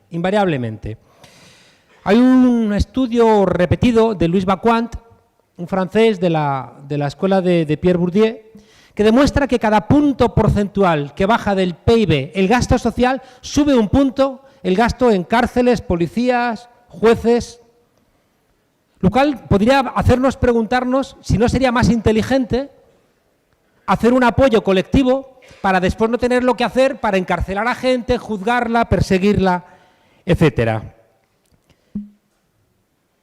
Si entramos ahora a discutir los datos de la desigualdad, seguramente tú me darías con la cabeza con unos datos y yo te daría con otros. Al plantear trabajos como lo de Branko Milanovic o Piketty, encontramos que en sus estudios es al revés, ¿no? Es verdad que se ha sacado a gente, sobre todo por el esfuerzo brutal de China, de la pobreza, pero las desigualdades se han multiplicado, ¿no? y que son elementos, como decía antes, que a mí me preocupan, porque sociedades muy desiguales son sociedades que de alguna manera están en guerra. Y cuidado, no nos damos cuenta de que uno de los elementos centrales de los últimos 40 años es que ese bienestar lo hemos conseguido explotando a la naturaleza, que no tiene precio. Es decir, ¿dónde están esos indicadores verdes que le pongan un precio a claveles que vienen de América Latina? ¿Cómo es posible que ese tipo de transacciones comerciales no estén incorporando el precio del deterioro medioambiental? Es una barbaridad, desde mi punto de vista, porque estamos difiriendo al futuro ese coste, igual que se ha diferido a las generaciones futuras en forma de deuda, e igual que se ha diferido a las sociedades del sur, donde generaciones tras generaciones han visto sus esperanzas de vida quebradas, mientras que nosotros veíamos prosperar la nuestra. Alguien me tendría que explicar por qué es justa la transacción de riqueza, por ejemplo, entre empresas. Toda la reflexión acerca de la herencia, que está también en una reflexión teórica de los liberales. ¿Por qué alguien tiene que nacer con infinitas mayores posibilidades respecto de cualquier otro cuando la lotería genética nos lleva a, y ese es el corazón de nuestras sociedades, a nacer iguales? Aquí se abre un debate que ya está aquí y que no lo estamos teniendo.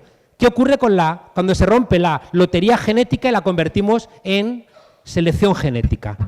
Porque siguiendo ese mismo argumento, ¿qué va a haber? ¿Unos superhombres y supermujeres que van a regirnos y todos los demás vamos a estar a su servicio? Cuando tú dices una frase que sé que después en tu vida diaria no la practicas, porque eres un hombre de buen corazón, pero no soy responsable de los genes que te han tocado. ¿Qué significa? ¿Que en esta sala no hay gente con minusvalías? ¿En esta sala no hay negros? ¿En esta sala no hay judíos? ¿En esta sala no hay mujeres que tengan problemas de algún tipo? Entonces, estamos haciendo una selección social solamente de los que tenemos de alguna manera más suerte que los otros.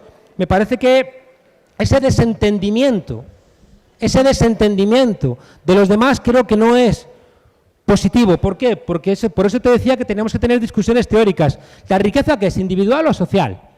Porque es muy difícil no defender que la riqueza se construya socialmente.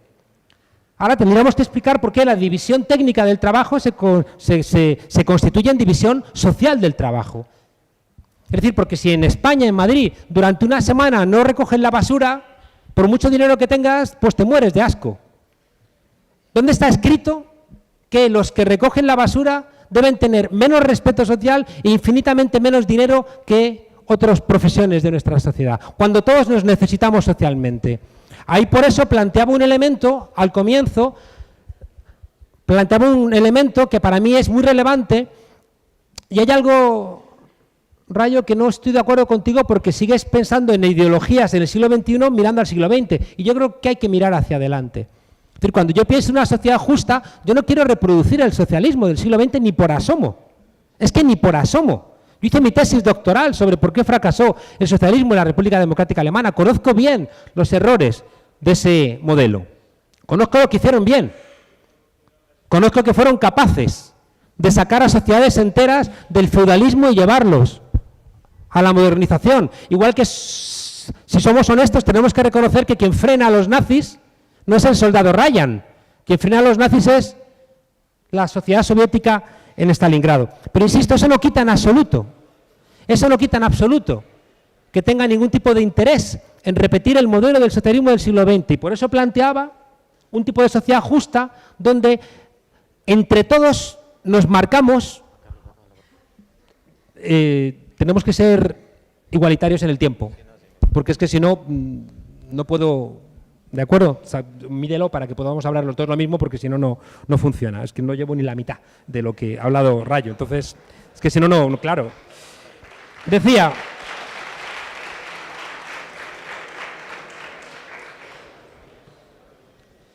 bueno, en nombre de la libertad, ¿alguien puede hacer prospecciones petrolíferas en Alaska? Pues yo creo que no, porque el medio ambiente es de todos, no es solamente de la gente que quiere hacer un negocio en particular. Hablar, el mero hecho de hablar es reconocer al otro. En la trilogía de Nueva York, Paul Auster pone el ejemplo de un tipo que, en nombre de su autonomía individual, quiere inventarse un propio lenguaje.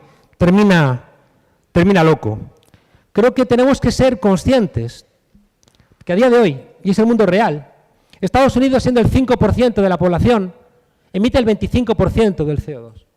¿En nombre de qué? ¿Esa misma libertad que pensamos en términos individuales le corresponde también, por ejemplo, a los norteamericanos? No es cierto, porque esa libertad es como conquistar a otro país, es como meterse en otro país. Una mujer maltratada no reclama un tratamiento diferente que una mujer que tiene la fortuna de no ser maltratada. Para mí sería una sociedad enloquecida, una sociedad que no hace tratos desiguales a situaciones desiguales. Y por tanto ese planteamiento tiene una idea que es la de fondo. Luego vamos a hacer debate, ¿eh? O sea que no hace falta gritar. Sobre todo porque además se me van las ideas. ¿Qué iba a decir yo? Bueno, da igual. ¿Ya? Os rogaría que cuando alguien hable no griten desde el público. ¿Sabéis? Porque entonces hacemos como en el Parlamento, ¿no? Que uno viene y cuenta su rollo como leyéndolo sin intentar entrar en el debate. Para entrar en el debate hay que estar muy atento. Yo he estado muy atento, intento construir un discurso, pero si desde el público alguien interrumpe es muy difícil. Así que si he perdido el hilo es gracias a esa persona que, supongo que en nombre de su libertad, ha creído que podía interrumpirme. Muchas gracias.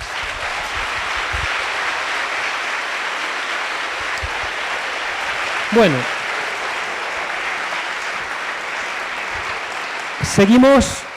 Seguimos porque ahora me vendrá. En cualquier caso, lo que quería trasladar era el tema de que sociedades muy desiguales son sociedades condenadas a tener tensión. O sea, es genial, yo que conozco Latinoamérica, es terrible que para poder ejercer tu libertad en América Latina tengas que tener guardaespaldas. O que no puedas salir por la noche porque te asaltan. O que salgan tus hijos al colegio y estés preocupado o preocupado porque no sabes qué va a ocurrir, ¿no? O que tengas que vivir en ciudades amuralladas, ¿no? Para que no entren los que están afuera, ¿no? Yo creo que una de las ventajas que tenemos en Europa y también en España es que hemos sido capaces de construir sociedades de clases medias que son sociedades precisamente caracterizadas por una mayor redistribución de la renta, que creo que es lo que está en peligro. Y por tanto, para mí, una sociedad más justa, una sociedad donde haya una mayor redistribución de la renta, es una sociedad donde al final todos nos beneficiamos. Bien, yo no quería antes cortar a Juan Carlos, no para darle el tiempo a Juan, sino para poder tener la oportunidad al público de hablar después también. Así que, Juan, por favor, rápidamente, en 2 minutos, una réplica y ya pasamos a la ronda de preguntas. Muchas gracias. Y ruego, por favor, que el público se abstenga hasta el momento de las preguntas a participar. Gracias. Gracias.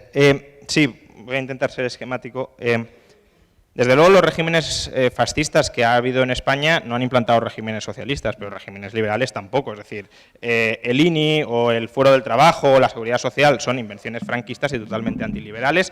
Y, de hecho, muchos ahora quieren recuperar pues, empresas públicas, derechos del trabajo, que afortunadamente no son derechos del trabajo, sino son obligaciones al desempleo, o reforzar seguridades sociales que al final son una auténtica estafa intergeneracional porque condenan o van a condenar a una generación a tener una pensión absolutamente indigna. Entonces, eso socialista no es, te lo compro, pero liberal tampoco. Luego, no conozco el estudio de que una reducción de un punto del gasto social da lugar a un incremento de un punto en el gasto de seguridad. Sin embargo, tengo muy serias dudas por una cuestión meramente empírica, es decir, en Europa el gasto social ronda los 30 puntos. No conozco ningún país del mundo que gaste 30 puntos en seguridad. Por tanto, el hecho de no tener el estado de bienestar europeo, que solo está en Europa, no significa que el resto del mundo tenga que tener un estado carcelario de 30 puntos del PIB. Por tanto, tengo dudas de que eso sea así. Quizá marginalmente pueda haber alguna relación, pero una vez ya pasas cierto umbral, no. En cuanto a la desigualdad, los datos que yo doy son de Milanovic, de hecho voy a citarlo. Si comparamos estos dos últimos puntos, vemos algo que puede ser históricamente importante. Quizá por primera vez desde la Revolución Industrial se haya producido una reducción de la desigualdad global. Entre el año 2002 y el 2008, el Gini ha caído en 1,4 puntos. Si vamos atrás desde los 90, 10 puntos. Por tanto, incluso Milanovic constata que ha habido por primera vez en los últimos 200 años una caída de la desigualdad. Creo que el problema no es tanto la desigualdad, sino que es la pobreza. Es decir, ¿por qué en Latinoamérica no puedes ir por la calle? No porque haya desigualdades, sino porque hay gente auténticamente pobre de toda pobreza. Y lo que hemos de conseguir es que esa gente se convierta en clases medias. Que luego hay gente que por la parte alta se vuelve mucho más rica sin empobrecer a las clases medias, fantástico, no tengo nada en contra de ello. Evidentemente, si hay una clase acaudalada parasitando a las clases medias, sí tengo algo que decir. Pero en la sociedad actual no necesariamente es así. Es decir, el dueño de Snapchat, que se ha convertido en uno de las personas más ricas del mundo antes de los 30, a mí no me ha robado nada. A mí ni siquiera me ha proporcionado un servicio porque no lo utilizo, pero a mucha otra gente les ha proporcionado un servicio que valoran mucho. Por tanto, ¿en qué sentido estamos diciendo que eso es un robo? No, eso es creación de riqueza para todos.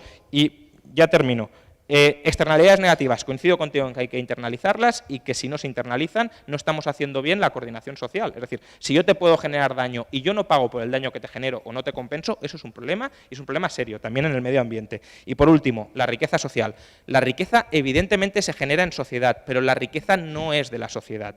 Que yo en mi bloque de edificios, en mi comunidad de vecinos, instalemos una red wifi comunitaria, si yo o cualquier otro vecino luego se convierte en un escritor de éxito, esa persona se convertirá en multimillonaria no por la wifi comunitaria, sino porque ha aprovechado la wifi comunitaria mejor que los otros vecinos que no lo han utilizado para convertirse en un escritor de bestseller. Por tanto, la riqueza, el entorno, las instituciones son sociales. Al señor que recoge la basura, evidentemente hay que pagarle, pero hay que pagarle su aportación particular, marginal en términos económicos, a la creación social de riqueza. Muchas gracias. Bien.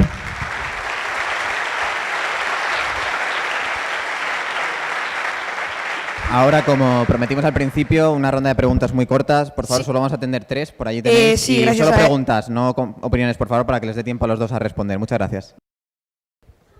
Buenas tardes. Yo tenía una pregunta para el señor Juan Carlos, a quien agradezco que haya asistido a esta conferencia.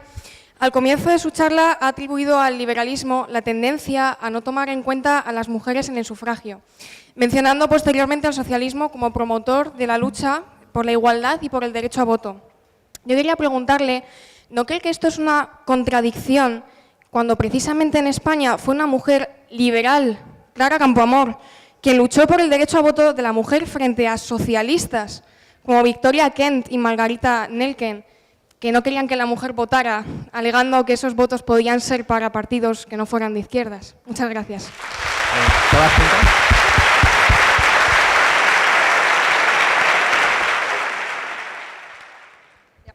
Vale, muchas gracias. Mi pregunta es también para el profesor Monedero y quería preguntarle qué le parece el uso despreciable que hacen los políticos de las mujeres maltratadas. Quería preguntarle qué le parece la situación de las mujeres venezolanas que están en la calle defendiéndose del régimen al que ustedes han aconsejado. Y quería preguntarle qué le parece a usted la situación de las mujeres de Cuba que están sosteniendo a sus maridos, a sus hermanos y a sus amigos que están en la cárcel por un régimen comunista que usted defiende.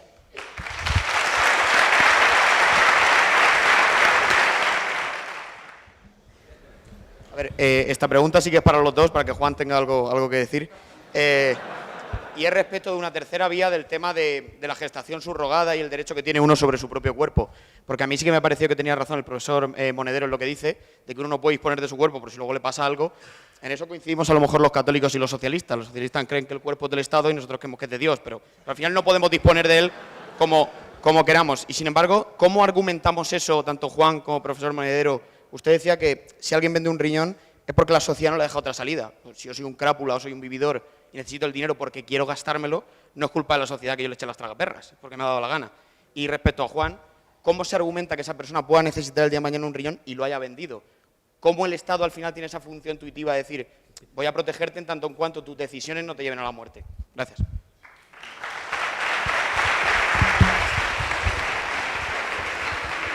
Bien. Juan, ¿empiezas tú? Sí, bueno, rápidamente. Bueno, justamente hace unos días le han dado el premio Nobel a un economista, Richard Thaler, que lo que plantea es crear marcos institucionales lo menos intrusivos posibles, pero para que orienten bien las decisiones. Creo que en el caso de Es verdad, de personas que pueden tomar decisiones irreversibles, como es vender un riñón, pues quizá un cierto paternalismo, que a mí no me gusta, pero sería una opción mejor, desde luego, que la prohibición. ¿Qué paternalismo? Pues tratar de asegurarse de que esta persona está tomando una decisión consciente, madura, pensada, equilibrada, no en una situación de desesperación, que conoce bien las consecuencias, y eso también vale, por ejemplo, a lo mejor para la gestación subrogada. Insisto, siempre que haya una solución que sea menos lesiva para la libertad que el estatus actual, que la situación actual, desde luego va a contar con mi apoyo, aunque no sea tal vez la situación ideal que a mí me gustaría. Pero todo avance hacia la libertad, bienvenida sea. Gracias. Creo que volvemos al comienzo, ¿no? Y yo creo que tenemos que identificar, ¿no?, las diferencias que son reales, y me alegro mucho de que hayamos clarificado que ahí están, ¿no? Vuelvo a preguntar, ¿quién crea a las personas? No las crea nadie, las crean las familias. ¿Quién crea el conocimiento? Es social, como el propio lenguaje. ¿Quién crea la naturaleza? Nadie estaba ahí. Por tanto, si nadie crea ni a las personas, ni a la naturaleza, ni al conocimiento, ¿por qué alguien puede apropiarse y convertirlo en mercancía? Me parece profundamente injusto, de mi concepción de la justicia, que alguien que nunca se va a prostituir defienda la mercantilización del sexo. Me parece terrible que alguien que nunca va a vender un riñón porque no lo necesita por su posición económica o la de su familia, defienda que haya gente que venda un riñón. Me parece terrible que alguien que nunca va a ver a su hermana o a su hijo o a su propia madre alquilando su vientre para que le haga un hijo a otra persona que se lo va a comprar, defienda los vientres de alquiler, porque creo que está faltando un elemento central, que es lo que decía antes, que es la empatía, es la compasión. Y por eso a menudo es verdad que hay un acercamiento entre posiciones cristianas y posiciones socialistas, por ese elemento de compasión y de respeto al ser humano que desaparece cuando nos mercantilizamos. Creo que en el entorno del año 32 y 33, en España es verdad que el socialismo era muy amplio y había un socialismo liberal y había un socialismo más radical que sobre todo era anticlerical. El argumento de Margarita Nelken sobre todo era que las mujeres en ese momento iban a responder a lo que le mandaran sus confesores en una sociedad, en ese momento todavía con zonas rurales muy atrasadas, y era el argumento de por qué estaba en contra del sufragio universal. Yo creo que se equivocaba, pero no era un argumento contrario. En cambio, como decía antes, si quieres poner un ejemplo liberal, tienes que hablarme de los liberales auténticos, no de gente que tenía pensamiento liberal, como también Indalecio Prieto, pero que estaban dentro en ese momento del Partido Socialista. Háblame de los liberales reales, como Cánovas del Castillo, que estaba en contra no del sufragio de las mujeres, sino del sufragio directamente universal.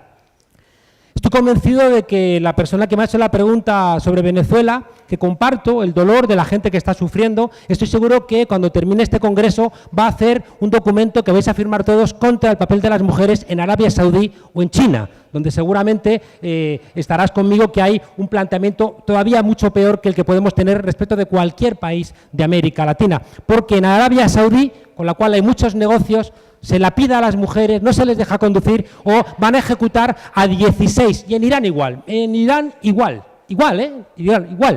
O sea, no tengo el más mínimo problema. Es decir, pero si lo que me quieres plantear es Perdona, Juan Carlos, rogamos un poquito de respeto al público.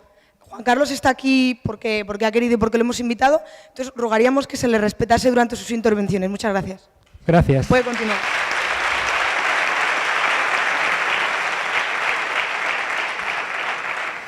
Si quieres buscar algún tipo de connivencia, ¿no?, en mi planteamiento con los problemas que hay ahora mismo en Venezuela o en Cuba, te equivocas.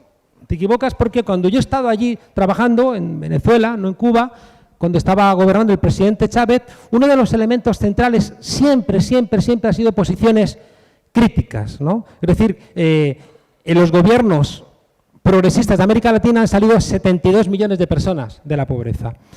En Venezuela ha habido un problema terrible, que se ha hundido en torno a un 80% el precio del petróleo. Y eso no es culpa de ellos. No es culpa de ellos. Es culpa también de la gestión de Arabia Saudí respecto del fracking y de la relación con la OPEP y con Rusia. En cualquier caso, si tú lo que quieres es plantear que a mí me gusta que haya gente sufriendo en Venezuela, te diría en absoluto. Pero os pediría a todos que seamos honestos. Vengo de Colombia.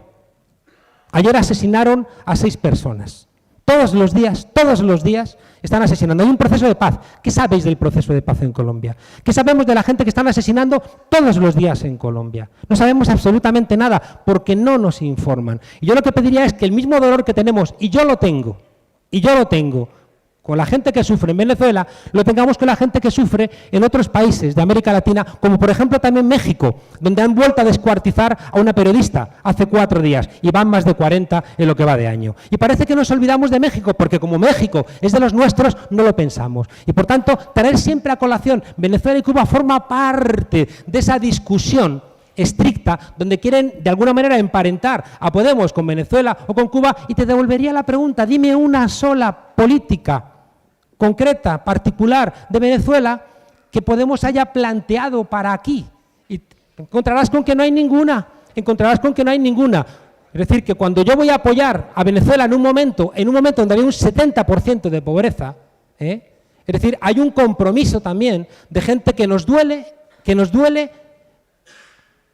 todo el mundo, en todos los lugares, y que por tanto no diferenciamos entre unos y otros por cuestiones simplemente de interés político. Y la última pregunta, yo creo que, ¿qué pasa? Que la gente que se prostituye en el mundo es que son crápulas y viciosos. La gente que entrega a lo mejor a sus hijos, ¿no?, a la prostitución en muchos lugares del mundo, ¿qué pasa? ¿Que son unos malos padres porque sí o no tienen ningún tipo de sentimientos? ¿O es que hay algo roto en ese funcionamiento del mundo? Es decir, que yo creo que, como decía al comienzo, las sociedades prósperas, las sociedades para mí morales, las sociedades pacíficas, las sociedades donde uno puede pensar más allá, ¿no?, sin ningún tipo de incertidumbre radical, ¿no?, que te paralice, son sociedades donde la redistribución de la renta es una posibilidad real, donde tenemos que hacer esfuerzos. En esa sociedad que yo les planteaba a ustedes de igualdad de capacidades, donde todos podamos tener, en términos similares, acceso a la educación hasta los 18 años, a la cultura, al ocio, a la salud. Cuando uno cumple 18 años y tiene que escoger si va a ir a buscar su karma a la India o va a estudiar una carrera, me parece bastante sensato que pasados 5 años no sea igual la situación del que ha hecho un esfuerzo del que se ha ido a buscar su karma a la India. Y por tanto hay un elemento que yo creo que tenemos que incorporar, que es esa corresponsabilidad de todo el mundo. Uno de los elementos que yo he tenido claro desde el comienzo que fundamos Podemos es acabar con la delegación de la política. Y yo puedo encontrarme con discursos de los que tú planteas. Es decir, a mí me parece terrible que deleguemos en profesionales la política. ¿Por qué? Y ahí no entiendo por qué no estamos de acuerdo en eso, porque si la política es de todos, delegarla es un error, tendríamos que hacerla entre todos. En cambio, sostenemos a partidos políticos, sostenemos a estructuras. ¿Por qué? Porque nos desentendemos en un criterio muy liberal, ¿eh? Es que, Juan Carlos... Juan Ramón, un criterio que está en constant, Sí, pero es que están sieyes. El tema, y yo sé que tú estás en contra porque has escrito sobre ello, pero el tema no es hacer la política entre todos, es despolitizar, es devolver a la sociedad lo que debe ser social. Si convertimos la religión, por ejemplo, en un asunto político, estamos enfrentando a la sociedad. ¿Por qué? Porque si entre todos tenemos que construir la religión, ¿cuál es el problema? Que yo voy a decidir sobre tu religión y yo no voy a querer que decidas sobre la mía. Entonces yo voy a tener que participar en la arena política para defenderme de lo que tú o lo que yo te quiera imponer a ti. Entonces hay que devolver lo que es de la sociedad a la sociedad para que se decida desde la sociedad y en la sociedad, no a través de la coacción estatal. Y la sociedad llega a acuerdos, que es lo que se ha llamado el contrato social. Pero llegamos a acuerdos que se constitucionaliza. Pero es que ese contrato social no es cierto. Ese contrato social es una ficción. Vamos a ver. Yo quiero que en España, por ejemplo, votemos nosotros, que hace 40 años que no hay una constitución en nuestro país nueva. Yo quiero que seamos todos y todas en un gran debate, en una gran escuela de ciudadanía, que dediquemos un buen rato que nunca podría ser menos de 9 meses, a discutir una nueva Constitución. Pero, Juan Carlos, y en esa, a mí me vas a adherir a esa Constitución y yo no quiero formar parte de esa Constitución. Es decir, me estás obligando a formar parte de un debate en el que yo no quiero participar y las normas que se deriven de ese debate van a ser normas que me van a afectar a mí sin yo querer que me afecten. Pero si vives en una sociedad, tienes derechos y obligaciones que te afectan. Pero igual que hemos visto, insisto, como te decía antes, hemos visto que gente que cree con derecho a apropiarse de cosas que no son suyas, que son de todas. ¿Dónde está garantizado que defendamos las cosas que son de todos? ¿Dónde se defienden? ¿Dónde se construyen? Es que lo primero Tú habría dirías, que ver en el qué es de mercado. todos. Y te dirías, no, en el Disculpad. mercado no se defiende lo que es de todos. Que tenga que quitaros la palabra, lo siento en el alma, pero vamos muy tarde. Un aplauso, por favor. Muchas gracias. No se muevan. No se muevan.